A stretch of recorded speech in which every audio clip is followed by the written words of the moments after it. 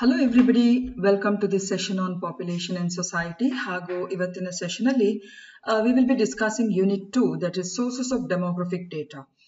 So unit 2 ಅಲ್ಲಿ ನಮಗೆ population census, uses and limitations, ಹಾಗೇನೆ population census in India, vital registration system ಅಂದ್ರೆ ಏನು, national sample survey ಇರಬಹುದು, sample registration system, ಹಾಗೇನೆ national family health survey. So ಇದರ ಬಗ್ಗೆ ಎಲ್ಲ ನಾವು discuss ಮಾಡ್ಲಿಕ್ಕಿದ್ದೇವೆ. Now let us go and discuss the population census, adra uses ಮತ್ತು limitations ಹಾಗೂ population census in India.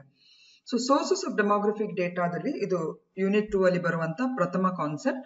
So ಜನಗಣತಿ ಅಂದ್ರೇನು, ಜನಗಣತಿಯ ಉಪಯುಕ್ತತೆಗಳು ಮತ್ತು ಅದರ ಸವಾಲುಗಳಿರಬಹುದು ಅಥವಾ ಇತಿಮಿತಿಗಳೇನು, ಹಾಗೂ ಭಾರತದಲ್ಲಿ ಜನಸಂಖ್ಯಾ ಜನಗಣತಿ ಯಾವ ರೀತಿಯಾಗಿ ನಡ್ಕೊಂಡು ಬಂತು ಹಾಗೂ ಪ್ರಸ್ತುತ ಯಾವ ರೀತಿಯಾಗಿ ಮಾಡ್ಕೊಂಡು ಹೋಗ್ತಾ ಇದ್ದಾರೆ ಅಂತ ಹೇಳಿ ಬೇಸಿಕ್ ಆಗಿ ನಾವು ತಿಳ್ಕೊಳ್ಳುವಂತ ಪ್ರಯತ್ನ ಮಾಡುವ.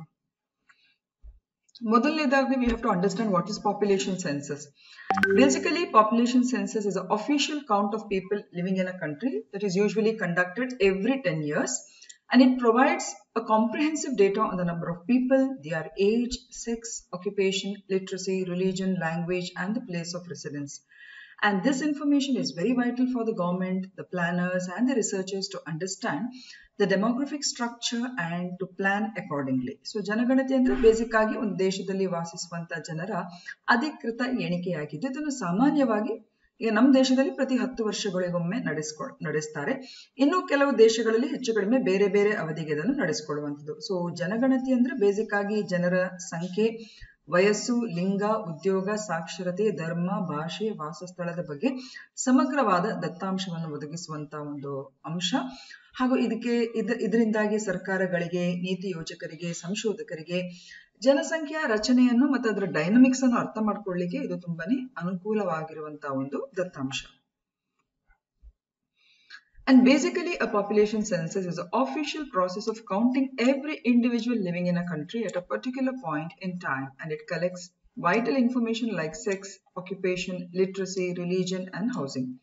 And in India, the census is conducted every 10 years by the Office of the Registrar General and Census Commissioner of India, which comes under the Ministry of Home Affairs.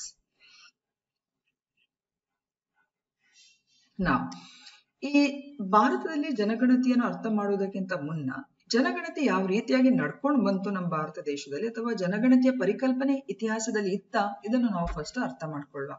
So ಪ್ರಾಚೀನ ಅವಧಿಯಲ್ಲಿ basic ಆಗಿ ನಾವು ಜನರನ್ನು ಎಣಿಸುವಂತ ಪರಿಕಲ್ಪನೆ ಅಥವಾ ಈ ಕಲ್ಪನೆ ಭಾರತಕ್ಕೆ ಹೊಸದೇನಲ್ಲ. ಫಾರ್ ಎಕ್ಸಾಂಪಲ್, ನಮ್ ಚಾಣಕ್ಯ ಅವರು ಬರೆದಂತ ಅರ್ಥಶಾಸ್ತ್ರ ಅಂತ ಹೇಳುವಂತ ಆ ಒಂದು ಕೃತಿಗಳಲ್ಲಿ ತೆರಿಗೆಗೆ ಉದ್ದೇಶವಾಗಿ ಮೌರ್ಯ ಸಾಮ್ರಾಜ್ಯದ ಅವಧಿಯಲ್ಲಿ ತೆರಿಗೆ ಮತ್ತು ಆಡಳಿತ ಉದ್ದೇಶಗಳಿಗಾಗಿ ಜನಸಂಖ್ಯಾ ದತ್ತಾಂಶವನ್ನು ಸಂಗ್ರಹಿಸಲಾಗ್ತಾ ಇತ್ತು ಅಂತ ಹೇಳಿ ಕೌಟಿಲ್ಯ ಅವರು ಬರೆದಂತಹ ಅರ್ಥಶಾಸ್ತ್ರದಂತಹ ಪ್ರಾಚೀನ ಗ್ರಂಥಗಳಲ್ಲಿ ಕೂಡ ಈ ಜನಸಂಖ್ಯೆ ಎಣಿಕೆಗಳ ಬಗ್ಗೆ ಉಲ್ಲೇಖಗಳನ್ನು ನಾವು ಕಾಣಬಹುದಾಗಿದೆ.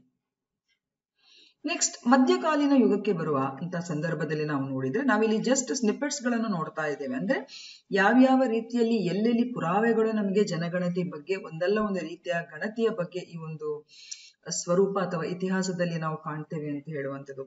ಸಿಮಿಲರ್ಲಿ ಮೊಘಲ್ ಯುಗದಲ್ಲಿ ನಾವು ಗಮನಿಸುವಾಗ ಚಕ್ರವರ್ತಿ ಅಕ್ಬರ್ನ ಆಸ್ಥಾನದಲ್ಲಿದ್ದಂತ ಇತಿಹಾಸಕಾರನಾದ ಅಬ್ದುಲ್ ಫಜಲ್ ಅವನು ಬರೆದಂತ ಐನ್-ಇ ಅಕ್ಬರಿ ಅಂತ ಹೇಳುವಂತ ಕೃತಿಯಲ್ಲೂ ಕೂಡ ಜನಸಂಖ್ಯಾ ದತ್ತಾಂಶವನ್ನು ಅವನು ದಾಖಲಿಸಿದ್ದಾನೆ. ಆದ್ರೆ ಅವು ಪೂರ್ಣ ರೂಪದ ಜನಗಣತಿ ಆಗಿರ್ಲಿಲ್ಲ, ಆದ್ರೆ ಆಡಳಿತಾತ್ಮಕ ಮತ್ತು ಕಂದಾಯ ಉದ್ದೇಶಗಳಿಗಾಗಿ ಭಾಗಶಃ ಜನಸಂಖ್ಯೆಗೆ ಸಂಬಂಧಿಸಿದ ಒಂದು ಎಣಿಕಾ ಪ್ರಕ್ರಿಯೆಯಾಗಿದ್ದವು.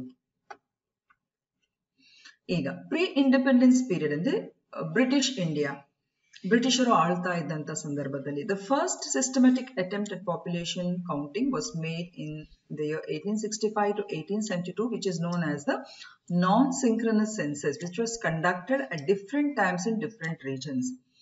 So ಸ್ವಾತಂತ್ರ್ಯ ಪೂರ್ವ ಅವಧಿಯಲ್ಲಿ ಬ್ರಿಟಿಷರ ಆ ಒಂದು ಆಡಳಿತದ ಸಂದರ್ಭದಲ್ಲಿ ಈ ಒಂದು ಜನಗಣತಿಯನ್ನು ಒಂದು ನಾನ್ ಸಿಂಕ್ರನಸ್ ಜನಗಣತಿ ಅಂತ ಹೇಳುವಂತ ರೂಪದಲ್ಲಿ ಅದನ್ನು ನಡೆಸಿಕೊಡಲಾಯಿತು. ನಾನ್ ಸಿಂಕ್ರನಸ್ ಅಂತ ಹೇಳಿದ್ರೆ ನಮ್ಮ ಭಾರತದಾದ್ಯಂತ ಬೇರೆ ಬೇರೆ ಪ್ರಾಂತ್ಯಗಳಲ್ಲಿ ಬೇರೆ ಬೇರೆ ಕಾಲಘಟ್ಟದಲ್ಲಿ ಇದನ್ನು ನಡೆಸಿಕೊಂಡು ಬರುವಂತದ್ದು. ಅದಕ್ಕೆ ನಾವು ಇದನ್ನು ನಾನ್ ಸಿಂಕ್ರನಸ್ ಸೆನ್ಸಸ್ ಅಂತ ಹೇಳುವಂಥದ್ದು.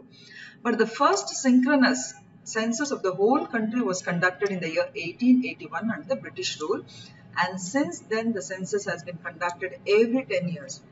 ಸೊ ಪ್ರಥಮ ಬಾರಿಗೆ ನಮ್ಮ ದೇಶದಲ್ಲಿ ಸಮಗ್ರವಾಗಿ ಕೂಲಂಕುಷವಾಗಿ ಒಂದೇ ಸಮಯದಲ್ಲಿ ನಡೆದಂತ ಒಂದು ಜನಗಣತಿ, ಅದಕ್ಕೆ ನಾವು ಸಿಂಕ್ರನಸ್ ಸೆನ್ಸಸ್ ಅಂತ ಹೇಳುವಂಥದ್ದು. ಒಂದೇ ಬಾರಿ ಎಲ್ಲಾ ಜನಸಂಖ್ಯೆಯನ್ನು ಗಣನೆಗೆ ತೆಗೆದುಕೊಂಡು ಮಾಡಿದಂತ ಒಂದು ಜನಗಣತಿ. ಇದು 1881ರಲ್ಲಿ ಬ್ರಿಟಿಷರು ನಡೆಸಿದಂತ ಒಂದು ಜನಗಣತಿ, ಹಾಗೂ ಅಂದಿನಿಂದ ಇಂದಿನವರೆಗೂ ಕೂಡ ಪ್ರತಿ 10 ವರ್ಷಕ್ಕೆ ನಮ್ಮ ದೇಶದಲ್ಲಿ ಜನಗಣತಿ ನಡೀತಾ ಬರ್ತಾ ಇದೆ. So from 1881 till today, we have subsequent census operations that are conducted in India.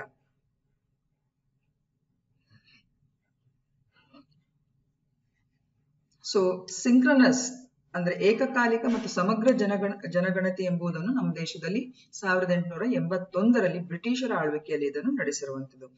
So synchronous ಅಥವಾ ಏಕಕಾಲಿಕ ಮತ್ತು ಸಮಗ್ರ ಜನಗಣತಿ ಅಂದ್ರೆ ಇಡೀ ದೇಶದ ಒಂದು ಜನಗಣತಿಯನ್ನು ಒಂದೇ ಬಾರಿಗೆ ಒಂದೇ ಕಾಲಘಟ್ಟದಲ್ಲಿ ಮಾಡುವಂಥದ್ದು. ಈಗ ಪೋಸ್ಟ್ ಇಂಡಿಪೆಂಡೆನ್ಸ್ ಪೀರಿಯಡ್ ಅಲ್ಲಿ ಏನಾಯ್ತು ಅಂದ್ರೆ, ಭಾರತಕ್ಕೆ ಸ್ವಾತಂತ್ರ್ಯ ಸಿಕ್ಕಿದ ನಂತರ the first census was conducted in the year 1951 under the supervision of the Office of the Registrar General and Census Commissioner of India under the Ministry of Home Affairs, and the census has continued from then. It has been continued and conducted every 10 years up till date. Adre 2021 census, which would have been the 16th national census and the 8th after independence, was postponed due to COVID-19 pandemic. So 2021ರ ಒಂದು ಜನಗಣತಿ ಏನೀಗ ಹೊರಬರಬೇಕಿತ್ತು ಅದರ ದತ್ತಾಂಶ ಕಾರಣಾಂತರಗಳಿಂದಲ್ಲ COVID-19 ನ ಒಂದು ಹೊಡೆತದಿಂದಾಗಿ ಅದು ಬರುವಲ್ಲಿ ಅಥವಾ ಅದನ್ನು ಪ್ರಸ್ತುತಪಡಿಸುವಲ್ಲಿ ಸ್ವಲ್ಪ ವಿಳಂಬ ಆಗ್ತಾ ಇದೆ. ಸೊ ಇದು ಪೋಸ್ಟ್ ಇಂಡಿಪೆಂಡೆನ್ಸ್ ಪೀರಿಯಡ್ಗೆ ರಿಲೇಟೆಡ್ ಆಗಿರುವಂತಹ ಒಂದು ಮಾಹಿತಿ.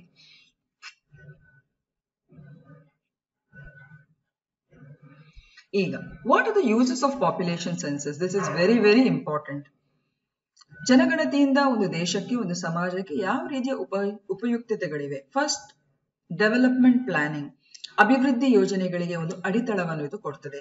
So the census data helps the government to plan infrastructure like schools, hospitals, roads and housings. For example, if a census shows high number of children in a region, more schools can be built there. Similarly, policy formulation. Based on the census statistics, the government can frame policies for welfare schemes, social security, women and child development, etc. So ನೀತಿ ರಚನೆಗೂ ಕೂಡ ಇದು ತುಂಬಾನೇ ಅನುಕೂಲಕರವಾದಂತ ಒಂದು ಅಂಶ ಅಂತ ನಾವು ಹೇಳ್ಬೋದು. Next ಬರುವಂತದ್ದು ಎಲೆಕ್ಟರಲ್ ಪರ್ಪಸಸ್, ಚುನಾವಣಾ ಉದ್ದೇಶಗಳಿಗೆ. ಜನಗಣತಿ ದತ್ತಾಂಶವು ಕ್ಷೇತ್ರಗಳ ವಿಂಗಡಣೆ ಇರಬಹುದು, ಅಂದ್ರೆ ಚುನಾವಣಾ ಗಡಿರೇಖೆಗಳಿಗೆ ಸಂಬಂಧಿಸಿದ ನಿರ್ಧಾರಗಳಿರ್ಬೋದು, ಸಂಸತ್ತು ಮತ್ತು ರಾಜ್ಯ ವಿಧಾನಸಭೆಗಳಿಗೆ ಸಂಬಂಧಿಸಿದಾಗೆ ಸ್ಥಾನ ಹಂಚಿಕೆಗೂ ಕೂಡ ಇದು ನೆರವಾಗ್ತದೆ. ನೆಕ್ಸ್ಟ್ ಬರುವಂತದ್ದು ರಿಸೋರ್ಸ್ ಅಲೋಕೇಶನ್, ಸಂಪನ್ಮೂಲ ಹಂಚಿಕೆ ಅಂದ್ರೆ ಅದು ಬಜೆಟ್ಗೆ ಸಂಬಂಧಿಸಿದಾಗಿರ್ಬೋದು. ಸೊ ಇದನ್ನೆಲ್ಲ ಜನಸಂಖ್ಯೆಯ ಗಾತ್ರ ಮತ್ತು ಜನಗಣತಿ ದತ್ತಾಂಶದಲ್ಲಿ ತೋರಿಸಿದ ಅಗತ್ಯತೆಗಳನ್ನು ಆಧರಿಸಿ ಕೇಂದ್ರ ಮತ್ತು ರಾಜ್ಯ ಸರ್ಕಾರಗಳು ಜಿಲ್ಲೆಗಳಿಗೆ ಅಥವಾ ರಾಜ್ಯಗಳಿಗೆ ಹಣವನ್ನು ವಿತರಿಸಲಿಕ್ಕೂ ಕೂಡ ಈ ಜನಗಣತಿ ದತ್ತಾಂಶ ತುಂಬಾನೇ ಸಹಾಯಕವಾಗಿದೆ. ಇನ್ನೊಂದು ಎಕನಾಮಿಕ್ ಪ್ಲಾನಿಂಗ್, ಆರ್ಥಿಕ ಯೋಜನೆ ಕೂಡ ಅಷ್ಟೇ. ನಿರುದ್ಯೋಗ ಇರ್ಬೋದು, ವಲಯವಾರು ಜನಸಂಖ್ಯೆಯ ಮಾಹಿತಿಯ ಆಧಾರದ ಮೇಲೆ ಕೈಗಾರಿಕಾ ಮತ್ತು ಉದ್ಯೋಗ ಯೋಜನೆಗಳಿಗೆ ಬೆಂಬಲವನ್ನು ಕೂಡ ನೀಡಲಿಕ್ಕೆ ಇದು ಸಹಕಾರಿಯಾಗಿದೆ. ಸಂಶೋಧನೆ ಮತ್ತು ಶೈಕ್ಷಣಿಕ ಬಳಕೆ, ಜನಗಣತಿ ದತ್ತಾಂಶದಿಂದ ಸಮಾಜ ವಿಜ್ಞಾನಿಗಳು ಇರ್ಬೋದು, ಸಂಶೋಧಕರು ಮತ್ತು ವಿದ್ಯಾರ್ಥಿಗಳಿಗೆ ಜನಸಂಖ್ಯೆಯ ಪ್ರವೃತ್ತಿ ಯಾವ ರೀತಿಯಾಗಿ ಬದಲಾಗ್ತಾ ಇದೆ, ಸಾಮಾಜಿಕ ಬದಲಾವಣೆಗಳ ಅಧ್ಯಯನಕ್ಕಾಗಿ ಉಪಯುಕ್ತವಾದ ಪ್ರಮುಖ ಮಾಹಿತಿಯ ಮೂಲವಾಗಿ ಇವತ್ತು ಜನಗಣತಿ ನಮಗೆ ಸಹಾಯಕವಾಗಿದೆ. ಹಾಗೆಯೇ ರೂರಲ್ ಅಂಡ್ ಅರ್ಬನ್ ಡೆವಲಪ್ಮೆಂಟ್. ಜನಗಣತಿ ಅಂತ ಹೇಳಿದ್ರೆ ನಮ್ಗೆ ಗ್ರಾಮಗಳದು, ನಗರಗಳ ಎಲ್ಲ ರೀತಿಯ ಮಾಹಿತಿಗಳು ನಮ್ಗೆ ಸಿಗುವ ಕಾರಣ ಕೊಳಗೇರಿ ಸುಧಾರಣೆ ಇರ್ಬೋದು, ನೈರ್ಮಲ್ಯ, ನೀರು ಸರಬರಾಜು, ವಿದ್ಯುತ್ ವ್ಯವಸ್ಥೆಗಳ ಯೋಜನೆಗೆ ಜನಗಣತಿ ಮಾಹಿತಿಯು ಈ ಎರಡೂ ಕ್ಷೇತ್ರಗಳ ಒಂದು ಅಭಿವೃದ್ಧಿಗೆ ಸಹಾಯವನ್ನು ಮಾಡಲಿಕ್ಕೆ ತುಂಬಾನೇ ನೆರವಾಗ್ತದೆ. ಹಾಗೇನೆ business and marketing.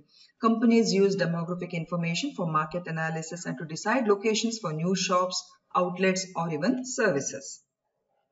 Now, what are the limitations of population census? So, ಜನಗಣತಿಯಿಂದ ಕೆಲವೆಲ್ಲ ಅದರ ಇತಿಮಿತಿಗಳಿವೆ.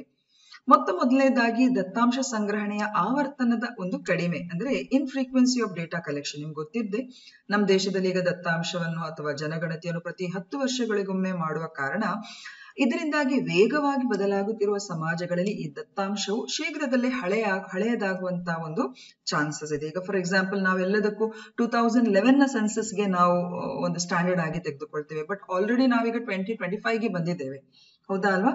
ಸೊ ಕೆಲವು ಸನ್ನಿವೇಶಗಳಲ್ಲಿ ಈ ದತ್ತಾಂಶ ಸ್ವಲ್ಪ ಹಳೆಯದಾಗುವಂತ ಚಾನ್ಸಸ್ ಇರ್ತದೆ. And possibility of errors.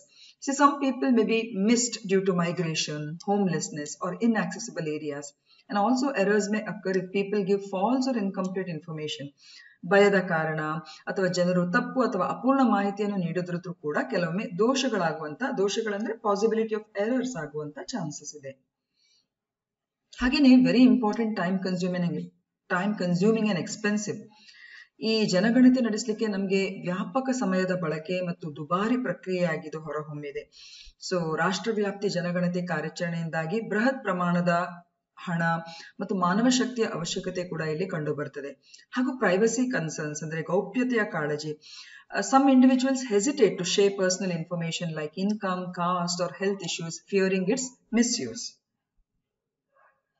And it does not capture qualitative aspects. ಅಂದ್ರೆ ಈ ಜನಗಣತಿ ಎಂತ ಇದೆಯಲ್ಲ, ಜನಗಣತಿ ಪ್ರಕ್ರಿಯೆ ಇದು ಗುಣಾತ್ಮಕ ಅಂಶಗಳನ್ನು ಸಮರ್ಪಕವಾಗಿ ಸೆರೆ ಹಿಡಿಯುವುದಿಲ್ಲ. ಅಂದ್ರೆ ಜನರ ಒಂದು ನಡವಳಿಕೆ ಇರ್ಬೋದು, ಅವರ ಮೌಲ್ಯಗಳು, ಭಾವನೆಗಳು. ಸೊ ಈ ಅಂಶಗಳನ್ನೆಲ್ಲ ನಮ್ದ್ರೆ ಗುಣಾತ್ಮಕ ಅಂಶಗಳನ್ನು ಸಮರ್ಪಕವಾಗಿ ಈ ಒಂದು ಜನಗಣತಿ ಸೆರೆ ಹಿಡಿಯಲಿಕ್ಕೆ ಅಥವಾ ದತ್ತಾಂಶದ ಮೂಲಕ ಅದನ್ನು ಪ್ರತಿಬಿಂಬಿಸಲಿಕ್ಕೆ ಅದು ವಿಫಲವಾಗ್ತದೆ. ಹಾಗೆ lag in reflecting real time situations. For example, events like pandemics, natural disasters or mass migrations are not immediately reflected in census data due to the time gap between surveys. So ಈ ರೀತಿಯ ಸನ್ನಿವೇಶಗಳಿಂದಾಗಿ ಏನಾಗುತ್ತೆ ಅಂತ ಹೇಳಿದ್ರೆ ಈ population census ನ ಒಂದು limitations ಗಳನ್ನು ನಾವಿಲ್ಲಿ ಗಮನಿಸಬಹುದಾಗ್ತದೆ. ಹಾಗೇನೆ ಪಾಪ್ಯುಲೇಷನ್ ಸೆನ್ಸಸ್ ಯಾವ ರೀತಿಯಾಗಿ ನಮ್ಮ ಭಾರತ ದೇಶದಲ್ಲಿ ಆರ್ಗನೈಸ್ ಮಾಡ್ತಾರೆ ಅಂತ ನಾವಿಲ್ಲಿ ತಿಳ್ಕೊಳ್ಳುವ. ಮೊದಲನೇದಾಗಿ, organized by the Government of India. The census is conducted by the Office of the Registrar General and Census Commissioner functioning under the Ministry of Home Affairs. So, ಗೃಹ ಸಚಿವಾಲಯದ ಅಡಿಯಲ್ಲಿರುವಂತ ಈ ಒಂದು office of the registrar general and census commissioner ನ ಒಂದು office ಏನಿದೆ, ಇದು ಇಡೀ ದೇಶಾದ್ಯಂತ ನಮ್ಮ ದೇಶದಲ್ಲಿ ಜನಗಣತಿಯನ್ನು ನಡೆಸಿಕೊಳ್ತದೆ. ಈಗ 2 ಹಂತಗಳಲ್ಲಿ ಇದು ಕಂಡಕ್ಟ್ ಮಾಡ್ತದೆ. ಮೊದಲನೇದು house listing and housing census.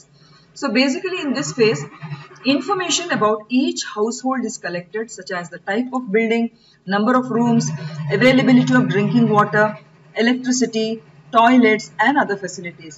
And this helps in assessing the living conditions across the country. In phase 2, population enumeration is done.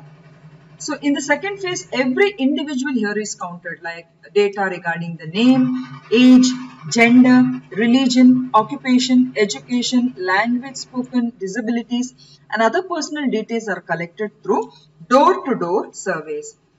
So ಇದನ್ನು ಕನ್ನಡದಲ್ಲಿ ನಾವು ಕೊಟ್ಟಿದ್ದೇವೆ. ಯಾವ ರೀತಿ ಭಾರತದಲ್ಲಿ ಜನಗಣತಿ ಪ್ರಕ್ರಿಯೆಯನ್ನು 2 ಹಂತಗಳಲ್ಲಿ ನಡೆಸುವಂತದ್ದು. ಮೊದಲನೇದು ಮನೆಪಟ್ಟಿ ಮತ್ತು ವಸತಿ ಜನಗಣತಿ.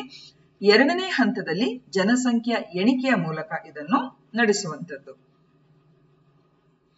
ಈಗ ಪಾಪ್ಯುಲೇಷನ್ ಸೆನ್ಸಸ್ ಇನ್ ಇಂಡಿಯಾಗೆ ಬೇಕಾಗುವಂತ ಎನ್ಯುಮರೇಟರ್ಸ್ ಯಾವ ರೀತಿಯ ಪಾಯಿಂಟ್ ಆಗ್ತಾರೆ. ಸೊ ಎನ್ಯುಮರೇಟರ್ಸ್ ಅಂತ ಹೇಳಿದ್ರೆ ಜನಗಣತಿಯನ್ನು ಆ ಪ್ರಕ್ರಿಯೆಯನ್ನು ನಡೆಸಿಕೊಳ್ಳುವಂತ ಒಂದು ಸಿಬ್ಬಂದಿಗಳು. So trained government employees, often school teachers or other officials like anganwadi, ಕಾರ್ಯಕರ್ತ. So these are appointed as enumerators and each enumerator is assigned a specific number of household or families to cover. So ಹೆಚ್ಚಾಗಿ ಸರ್ಕಾರಿ ನೌಕರರನ್ನು, especially school teachers ಇರ್ಬೋದು, ಆಶಾ ಕಾರ್ಯಕರ್ತರು, ಅಂಗನವಾಡಿ ನೌಕರರು, so ಇವರನ್ನೆಲ್ಲ ಎನ್ಯುಮರೇಟರ್ಸ್ ಆಗಿ appoint ಮಾಡ್ತಾರೆ. ಮತ್ತೆ ಇವರಿಗೆ ನಿರ್ದಿಷ್ಟ ಪ್ರಮಾಣದ ಮನೆಗಳು ಅಥವಾ ಕುಟುಂಬಗಳನ್ನು ವ್ಯಾಪ್ತಿಯಲ್ಲಿ ಗಣನೆಗೆ ತೆಗೆದುಕೊಳ್ಳಿಕ್ಕೆ ಅವರಿಗೆ ಒಂದು ಜವಾಬ್ದಾರಿಯನ್ನು ಕೊಟ್ಟಿರ್ತಾರೆ. ಹಾಗೇನೆ fix time period. The census operation is completed within a few weeks and a specific census moment is determined, representing the exact reference time at which the population count is considered accurate. Use of technology. So ಇವಾಗ digital tools, mobile applications ಗಳೆಲ್ಲ ಬಂದಿವೆ. So ಇದರ ಮೂಲಕ fast data entry ಮತ್ತು ಅಕ್ಯುರಸಿಗೆ ಇದು help ಆಗ್ತದೆ. ಹಾಗೆಯೇ confidential and security. Personal information is kept confidential and is not shared with any other department or agency, and it is used only for this statistical purpose. ಹಾಗೆಯೇ ಆಗ್ಲೇ ಹೇಳಿದಾಗೆ ಗಣತಿದಾರರನ್ನು ನೇಮಿಸಲಾಗ್ತದೆ. ನಿಗದಿತ ಸಮಯದ ಅವಧಿ, ತಂತ್ರಜ್ಞಾನದ ಬಳಕೆ, ಗೌಪ್ಯತೆ ಮತ್ತು ಸುರಕ್ಷತೆ. ಸೊ ಈ ಮೂಲಕ ಜನಗಣತಿಯ ಪ್ರಕ್ರಿಯೆಯನ್ನು ಭಾರತದಲ್ಲಿ ನಡೆಸಲಾಗ್ತದೆ. ಹಾಗೇನೆ population census in India. So after collection the data is processed, checked and published in detailed census report. So final output ಅಂತ ಹೇಳುವಾಗ ಇದರಲ್ಲಿ total population, male female ratio, literacy rate, urban rural population, growth trends, religion and language data, living conditions ಅಂದ್ರೆ socio economic conditions, ಇದೆಲ್ಲವೂ ಕೂಡ ಅಂತಿಮ ವರದಿಯಲ್ಲಿ ಅಥವಾ ಅಂತಿಮ ಪಾಪ್ಯುಲೇಷನ್ ಸೆನ್ಸಸ್ ರಿಪೋರ್ಟ್ ಅಲ್ಲಿ ಹೈಲೈಟ್ ಆಗ್ತದೆ.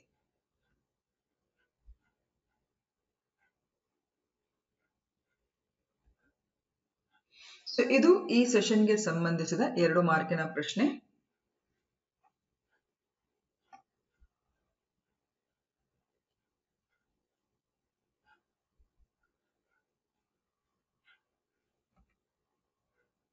ಇದು 5 marks ಇದು question.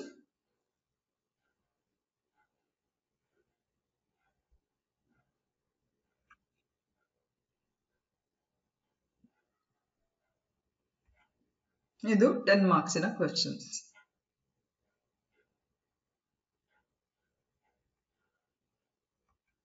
Yes students, thank you for watching. Have a nice day.